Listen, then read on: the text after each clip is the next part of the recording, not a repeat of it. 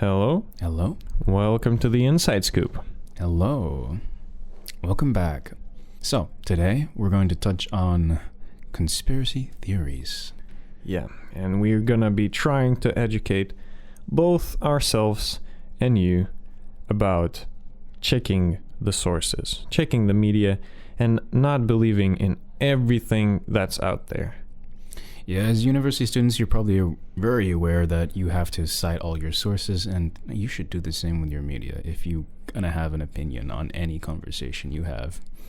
Sounds like hell. Yeah, but you have to check it, man. Yeah. Think about Alex Jones. It's the first thing I talk about. So it's a bit of an extreme example, but yeah. But yes, it is an example, and people get their news from him, let's say. Yeah, and they believe. Spectrum. Yeah, they believe in the stuff he says. Infowars. By the way, I'll just get it out there. Alex Jones and Infowars, both of those Twitter accounts were permanently suspended by Twitter. So this is already a sign that, well, you may not, you shouldn't be listening to this guy. But this guy has been involved in many controversies, in many conspiracy theories. We could also run through the theories a bit and explain to you guys what these theories are and why they are important. We're not really going into the debate itself on, is this conspiracy theory bad, is this good, why is it there?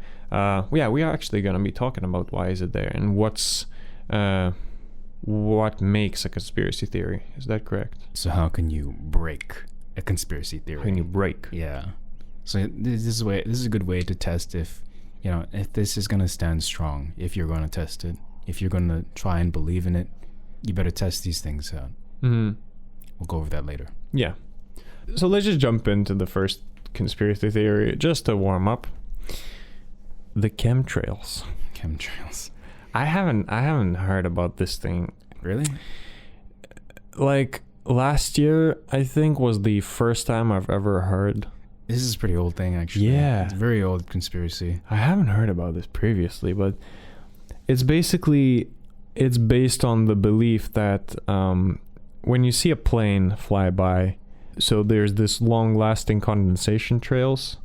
They're contrails. The contrails. Yes. The condensation trails. And Yep. Well, but in my dictionary, it's chemtrails because people believe it's chemtrails. So it may be condensation trails, but then people put this... it's a play on words. That's what they do. Yeah, and then they say, well, it's chemtrails. What it is, according to the conspiracy theorists anyway, is that these chemtrails consist of some chemical or biological agents for the purposes of, I don't know, undisclosed purposes to the general public. That fancy because they don't know what they're talking about. They're just saying there's chemicals in the chemtrails, and they're turning, they're...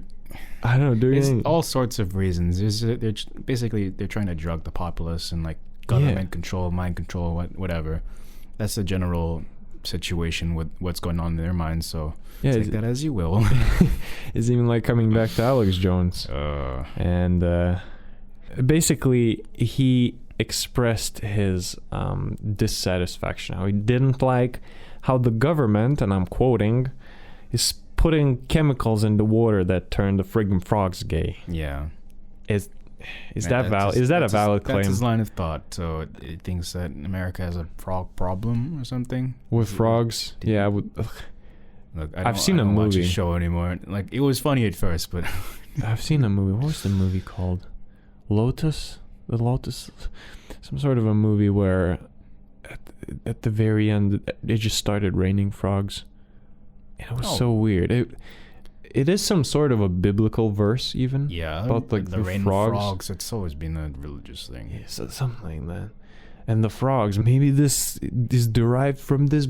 At any how in the world could you come up with something like that? Put chemicals in the water that turn the frogs. Why frogs? Why gay? And why can't What do you think, Patrick? Well, okay. I know you're lost. I'm lost too. Okay.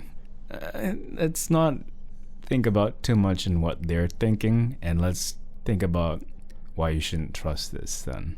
But why shouldn't we trust this if he's actually thinking legit things? So depending on the audience, we're going to grade this by 4 things. So how intuitive the idea is, how logical it is, how easy it is to communicate, and how easy it is to refute. So basically, no, you're wrong. So for most of Alex's Jones audience, they probably think it's intuitive because, you know, the government always does bad things anyways. That's the general idea that Alex Jones is trying to make. He communicates in a quite easy way because there's a trail in the sky and you don't know what it is. They're putting chemicals in the air. You don't know what that is. And to refute it, you can't test it easily, right? Because it's way up in the sky. No one can really test it. You're right. Yeah. And how are you going to ask people that, hey, are you putting stuff in the air? Are you putting stuff in those trails? Yeah, even if you come up to the pilot and ask him. Yeah, I mean, if they're government funded, they're not gonna tell you, right? Yeah, that's the thing. That's what they think. He's part of the conspiracy. The pilot himself. They've lost the logic part. This is where it falls apart. Yeah, its logic is completely gone because they don't know how the trails even form. They haven't thought about the expenses of putting. Have you seen chemtrails? Have you seen chemtrails above the oceans and stuff? They're not chemtrails. They're called contrails. And how they actually form is because the exhaust from only some of these airplanes, not all airplanes can have contrails. The exhaust is very hot and they're very high in the sky. So all the moisture that goes through them is superheated. Well, not superheated in the science term, but it gets really hot, and then when it comes in contact with the cold atmosphere, it condenses, it becomes a mist or even ice crystals, and they form clouds. But it's light and it's way up there in the sky. All floaty and so pretty. But see, that's the thing. Okay, I'll rephrase then. Have you seen contrails above the oceans? I mean, they even do these things at military shows. They got people who do contrails. Yeah, on other jets. But then coming back to the logic part, well, if you see them above the oceans, why would they be spending so much money and wasting it, on spraying that thing above the oceans? Why would you even do that? Like, why not just see chemtrails, above where people live? So that's where the logic, right. The logic falls apart. There's a big monetary problem with trying to drug the entire ocean or the world or just any local flight even. It's just so much to do. Yeah, well, you don't spray. You may as well go. If you were trying to, quote unquote, turn the frogs gay, end quote. I don't think you would choose this option. It seems very wasteful because 1, you're aiming outside the habitats. 2, you're just spraying it everywhere. Yeah. 3, it's up way high in the sky, so you're not even sure if it's gonna get to the target. Yeah. So, yeah. They could just go to a local water supply facility or something. So, and the most people would believe that the government is drugging them, and with that kind of idea, it's easier to why not just spike the water source? All the water companies, why not just get them to do stuff for you, right? And even if there's competition, even if you drink bottled water, you get probably 70-80% of the population and you're gonna have to use tap water at some point if you have a property. Yeah. And I think it's because put in the foods, like people have home gardens, you're still using government water. Yeah, there's a big split between the population of the United States. They only have 2 biggest parties, like the left and the right. Yeah, the left and right, basically. Yeah. And usually the split is around 51-49 or 50-50. And when you think about these numbers, that's where these things come in, because half of the population, like literally half of the population is unhappy with the government because, well, the person you voted for did not win the election, and now you're upset, unhappy about the government too, and it's way easier for you to just come up with weird conspiracies like that. Yeah, I mean, voting systems are just quite outdated at this point, and there's many more logical ways to go about it, because votes don't transfer, and it might have been a problem before where all these things were done by paper, but nowadays everyone's just voting electronically or even online, right? Go through all the credentials and stuff. Personally, I don't vote here, or I don't really partake in voting myself. Yeah. That's a completely different like political topic but yeah. I'll do a little segue into the voting and not trusting the government and even having this big of a split. 2012, December 14, you know what happened then? Sandy Hook. Yeah, exactly. And in 2012, Barack Obama was the president. He was the president from the January 20th of 2009, so it was like third year. So near the end of his term. Yeah, so the first term, something like that. That's where the split comes in, because if we check his party, even if we Google and check the source as well, it's clear that he is from the Democratic Party. And they say, the Democrats, the liberals, they are going against guns. And they want to ban guns. Have you heard about this? Well, in the States anyway. Yeah, I mean, kind of old news at this point, but yes. But for some people, we just want to put it out there because, let's say, not everyone is informed, and we just want to check our facts when we're providing facts. So liberals, anti-guns, and I do support that. I do agree with this. Well, in the States, with the current situation, it's hard to tell what you need, but it's besides the point. So what I'm saying is, then when the Sandy Hook shooting happened, Barack Obama was the president, and 20 students and also 6 staff members of the elementary school, they died. They were shot.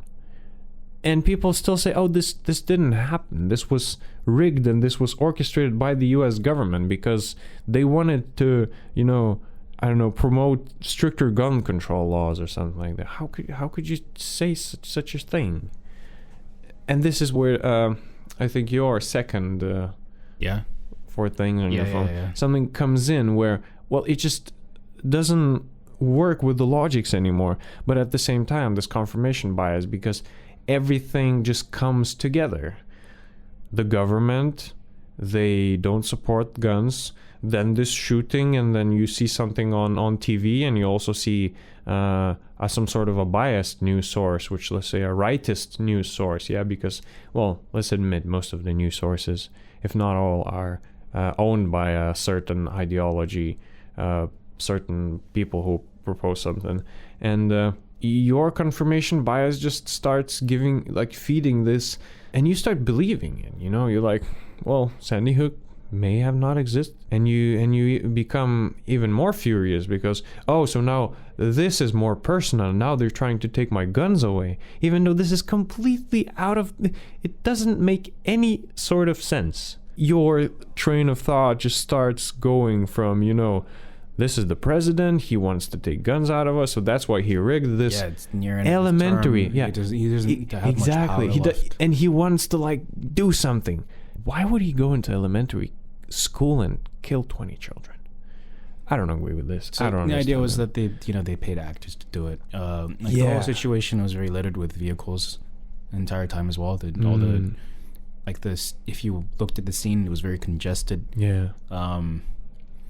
And the problem is that when people looked at it, there were a lot of people outside, and they weren't doing much, and that's where they thought it was acting. Really? Yeah. So they had this helicopter over and just filming there. They had the live feed, whatever. There's just lots of people waiting outside or just walking around, or there's just a lot of activity going on, even though it's a serious problem. Yes. And I even heard Alex Jones saying that there was a guy, and he was, impersonating these parents who are crying on air, on TV and stuff. But then he said, well, I was impersonating them because they are basically bullcrapping, because the camera was live, and then the dad whose child was killed in this accident, he looked at the camera, and then someone said it's live, and then he bursted crying hysterically. And then from all these things, the cars around, the helicopters, loud, it's staged, everyone's acting, and then this parent, you turn on the news and see how he's just chilling normally, and then someone says, it's live, and then he starts crying. You start thinking, maybe this is rigged. But people don't check their facts, and that's the main problem, and that's the main message of today. Even if you see that, always question it. Don't just think that you know, because again, last week we talked about the Dunning-Kruger effect. Well, it doesn't make much sense in this specific situation because that effect is more towards your ability to, gauge something, but just check the facts. Look, it's easy to judge something when you just see it and you feel like, hey, you're on the cutting edge. You're learning new things because, hey, this is a live feed, making new ideas. But until the situation settles, it's hard to gauge what is truth, what is a lie. And especially since there are political interests, you're most likely going to read from a second or third party. It's not going to be primary sources. And even if you are, primary sources are not infallible either. They're not factual. And in this kind of situation where it's a news report, it's victims talking here and reporters. You don't know what's truth. They're saying what they can see. It's an emergent situation. Of course, if they're out there, they probably ran away. And it's an emergency. You think you'd care to remember what's going on? You're scared for your life. Yeah, exactly. And Alex Jones afterwards, he was actually being sued by some parents. And then he just reversed his stance and admitted that the massacre was real. I wonder why. Yeah, but see, the damage was done already because he spreads his message, he spreads his word, and like the theory goes wild. It goes viral. A lot of people hear about it. They don't catch up on what he takes back his statements. And some people might think that, hey, he's gonna get sued, so he doesn't want to lose money, so he's gonna take back his statements. But and it really shows like how strongly he stands for it, right? Because if he believed it to be true, then exactly, he's not exactly known to be an upstanding person in the first place. Granted, he is quite extreme example, but there's a spectrum to these reporters, and if he's on one end, you don't know what other people might be trying to do smarter than him, trying to subvert the news to their own opinions. And there's an article on The Guardian. Again, I cannot speak about this news outlet. I do not really... Do you know who is it owned by? Does it have any political agenda or anything? I don't remember. I think it's more liberal. Well, anyway, this is just an article where it's reporting the facts. So, how a father of a boy who was killed. The father has been awarded $450,000 by a jury in Wisconsin after he sued a conspiracy theorist who claimed the massacre never happened. Sued James Fetzer and co-author Mike Pollack. Yeah, over their book, Nobody Died at Sandy Hook. They wrote a book, Nobody Died at Sandy Hook. What is this? And then he claimed Noah's death certificate is fake, and oh god, dude, there's some nasty. I didn't know they wrote a book about that stuff. Do you think it's sensationalism? They want to get views, clicks, money. That's how reporting works. But how would you report on such a bad issue? It's always the initial wave that you can get the most listeners, the most viewers, right? The most readers. Yeah. Especially with a book, you can really sink your teeth into a subject, and because you're always interpreting the author's word, it's easier to manipulate someone over time, right?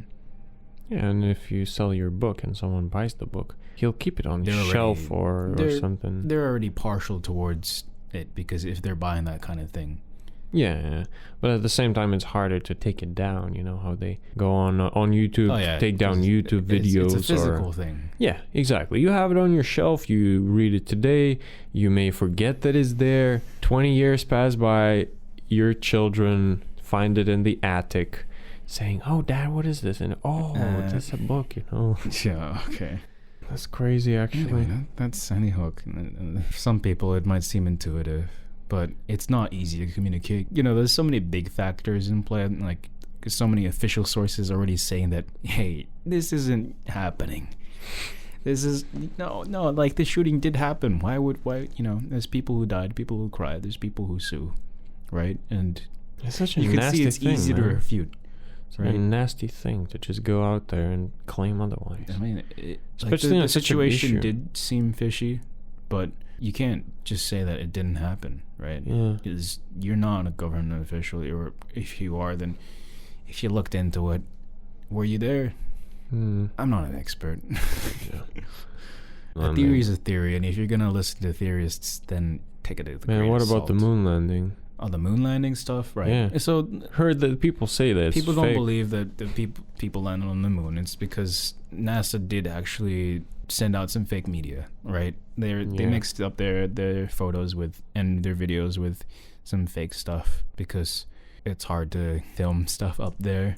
They're going to use some part of their training set to make it more impressive, especially in that time where it's a Cold War. They want to be impressive to the other nations. And Think about it, man. 1969, man. in the Cold War, Yeah, but that's... the propaganda's everywhere anyways. Okay, well, thinking about it from a political view, maybe. But I'm looking at it from more of a technical standpoint, where it's 1969, dude. Yeah. We have 2019 already. That makes it 50 years anniversary of the moon landing. And in any case, there's rovers on the moon now, and there's that flag up there. Mm-hmm. Granted, it's been bleached white by the cosmic rays of the universe. Grand surrender to the universe around us. How futile it is to claim the outer lands. Think about the photo paper then. The photographic film Yeah. that's up there. Or it's And they're highly taking a picture, Yeah, man. highly sensitive to photons. Oh, what's gonna happen if cosmic rays gets for it, right? No, I do actually feel for NASA and think about what they had to go through then when the astronauts come back home with the film and they discover, oh, A lot of it probably been ruined. yeah. I mean, this very famous picture of Neil Armstrong climbing down is even NVIDIA, when they were releasing their new graphics card, they recreated that picture and showed the world where the light is coming from, because when you look at that picture you think, oh, it's way too bright here, where is it coming from? But don't forget there's Buzz Aldrin with his like spacesuit, there's this dust, and the light works differently there, you know. It's the dust is There's white, no atmosphere. no atmosphere. We don't even know how it works, you know, because we don't have data on it. You're Actually. checking Earth conventions and trying to apply it to a lunar. Yeah, photograph. it's just as people, you know, draw these aliens. Not everything is right. You'd have to, you know. Sure, it seems fishy, but yeah, can you replicate those conditions? Can you totally prove it? I like how they depict aliens. Usually with two big eyes, with a big head. Well, it's always going to be humanoid because it's the only form we know. Exactly. And it's not correct. It's not correct.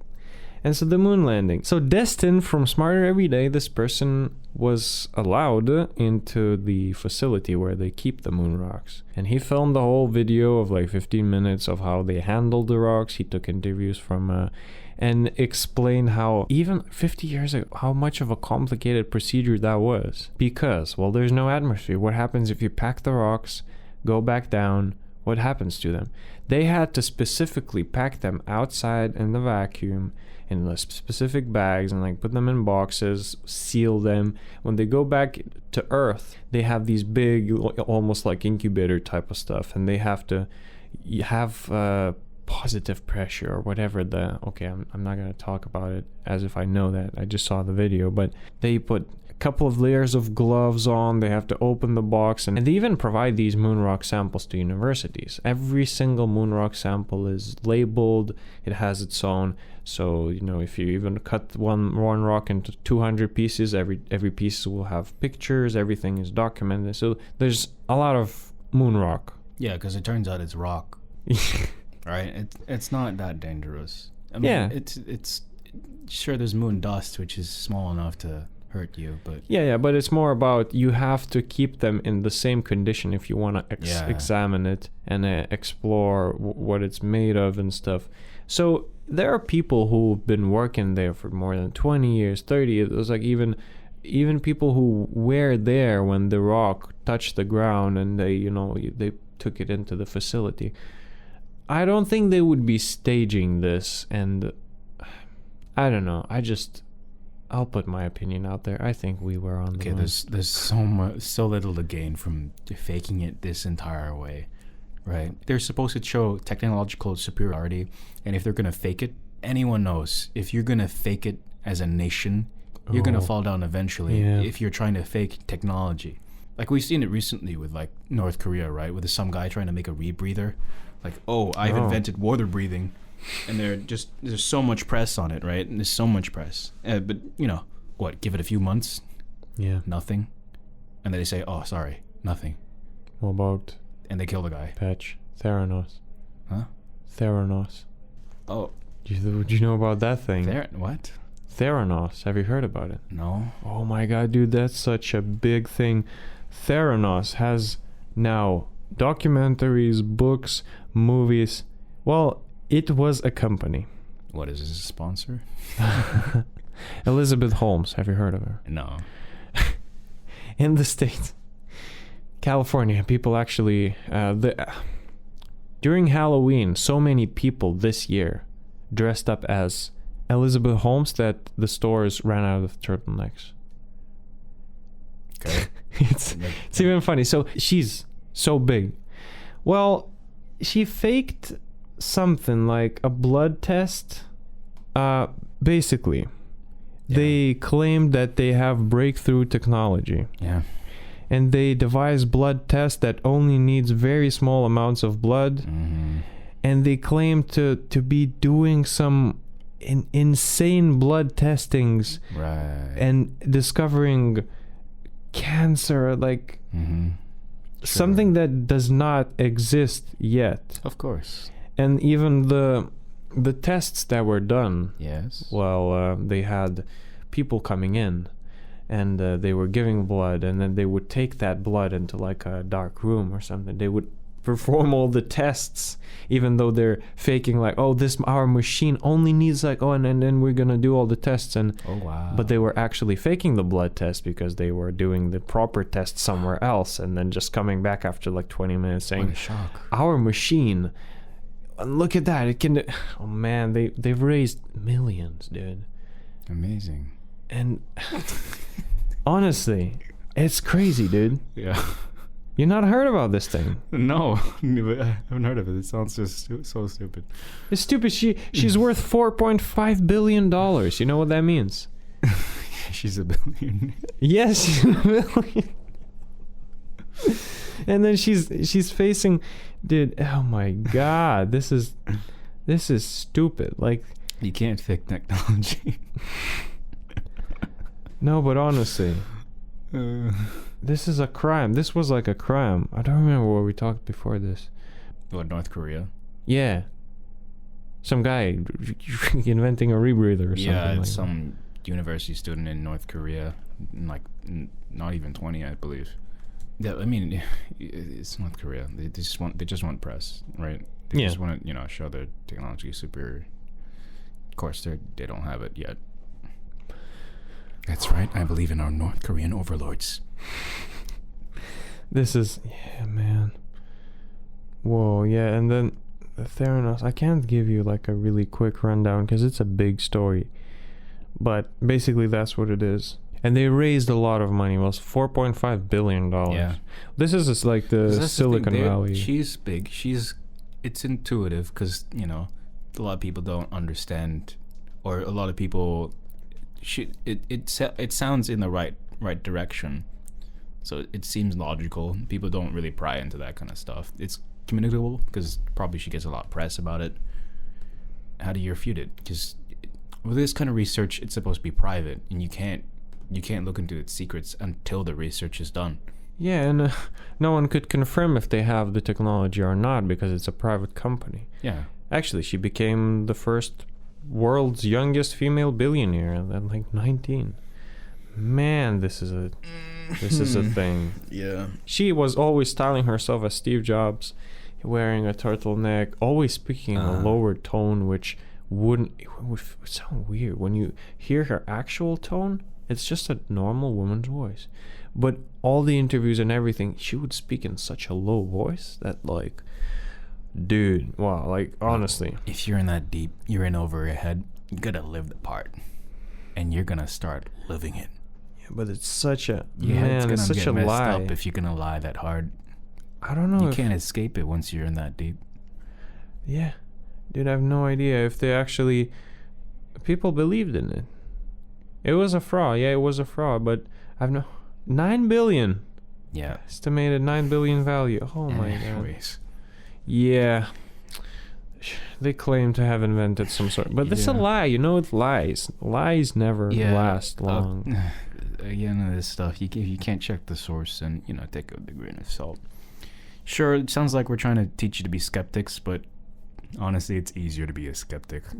It's safer to be a skeptic. Yeah, but unless it's stay open-minded. Stay open-minded. But you don't have to be closed-minded and skeptical. Yeah. Those two things are not interlinked at all. You're supposed to be open-minded, and once you take in everything and then you make your conclusion, that's how good skeptics usually do, right? Yeah, but you have to stay a skeptic. Yeah. But don't close yourself off. You're trying to find the truth. Yeah. And if they don't find the truth, that's why you're a skeptic. You're looking for something. Yeah. You're But if you close yourself off, because then you're just gonna ignore it from the first place. Yeah, that's the difference between a skeptic and ignorant. Yeah. Right? Huh. Or someone too afraid to look outside the window. Ignorant. Yeah, maybe you're right. Because I was going to call the people who believe in conspiracies. All those people who, they might style themselves as skeptics. Mm-hmm. A lot of them are just ignorant. You're right. It's like, no, most big difference. Most people don't call themselves skeptics. We're all skeptics. Well, I like to believe that most of us are skeptics at heart. Mm-hmm. We want to find the truth, right? You're gonna gauge where you get your information, right? Especially in this modern age, trust anything you read on the internet, anything you hear on the internet. Yeah, internet. Oh, damn! It's such a necessary evil, actually, because you want the news to spread. Evil? I think it's a virtue. It's a virtue. Skepticism. Internet. What? Internet? Internet itself it's an evil thing, but it's such a good thing. Damn, it's so hard to look. Let's not navigate stylize a medium. It itself has not done anything wrong. It's the people on it, right? Okay. That's not. Well, not to say that a connection. Patch, let's put it to a spectrum. Well, Patch, I'm not saying that two computers interlinked with a cable is a bad thing. It's the culture of internet itself. I can hear the sixes coming out. Ones and zeros, more like sixes and 13s. Damn, man, it's evil. But the technology, it can do good things and bad things at the same time, and I think it's a pretty good segue into another quick thing I wanted to talk about. Edward Snowden, you know the guy? Yeah. Edward Snowden. He is NSA and the CIA whistleblower. He escaped to Russia. Okay, hold on. If you don't know what a whistleblower means, okay, then basically it's a guy who's on the inside, and he's basically the guy who's out there for the public. If there's anything fishy going on with the government, he's the watchdog. Yeah, he reports the evil stuff that he sees, even though he may not be a person specifically planted there as a spy, but he may not be a spy. He may just be a person who suddenly saw everything bad that happened, and then something clicked in his brain, and I have to report it, and just reports it out. And so he's currently in Russia. Everyone knows that he's in Russia. It's not the best country for him to be in. He didn't intend to stay there. He's not under asylum anymore. He is he's like a permanent resident, something like that. But this was not his end goal. His end goal was South America or Africa, some place there. But his passport got blocked or revoked or something like that, because he was once considered the most dangerous person on the planet. Mm-hmm. And because he exposed the big surveillance thing in the States and stuff. And so he recently been on Joe Rogan's podcast. I really liked that episode. It's so nice to see a person coming out and talking about it more publicly. So I'll quote him quickly, which is about these conspiracies, because he's been inside and he knows how this stuff works. And he says, in case you're wondering, yes, man really did land on the moon. Climate change is real. chemtrails are not a thing. End quote. End quote. And he knows his stuff. But we started this little segment talking about technology and how this all allowed us to see the secrets of the United States government was that, well, he was a technologist. He knew how the computers worked, how the databases work, how all the data storage, like everything worked. Yeah. Now imagine some sort of a general or a higher authority who needs an access of call logs, chat logs, emails, anything, images, like anything, but because usually these Facebook most likely has a backdoor or something, these NSA backdoors.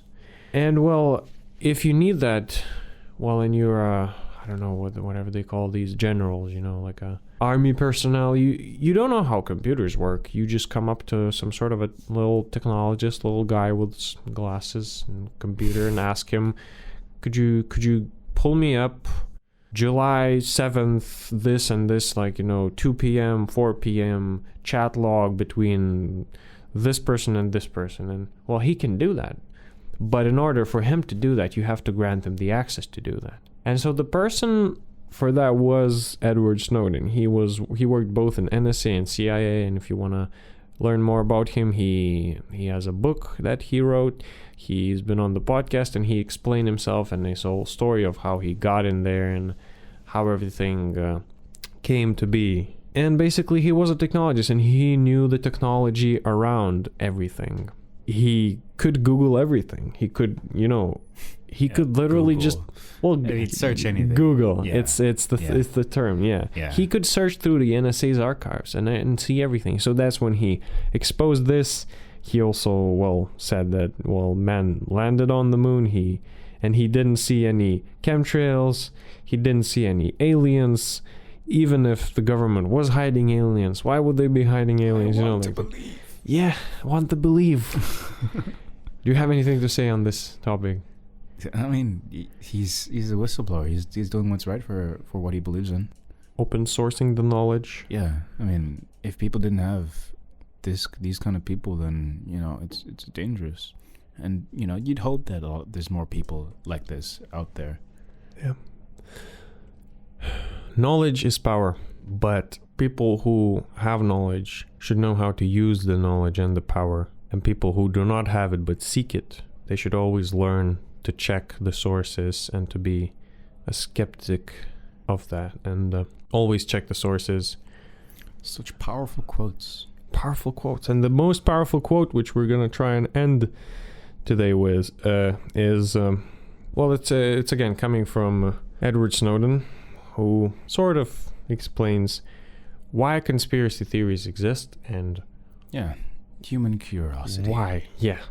And so the quote goes like this. It says, "Everybody wants to believe in conspiracy theories because it helps life make sense." Because some people don't understand stuff. Some people don't care. Some people don't have, mental capacity to grasp things. It's just easier to say, Earth. Okay, Earth is flat. Chemtrails are up there. We're all gonna die. Vaccines give autism. Vaccines cause autism. There was no moon landing because there's no moon. That's it.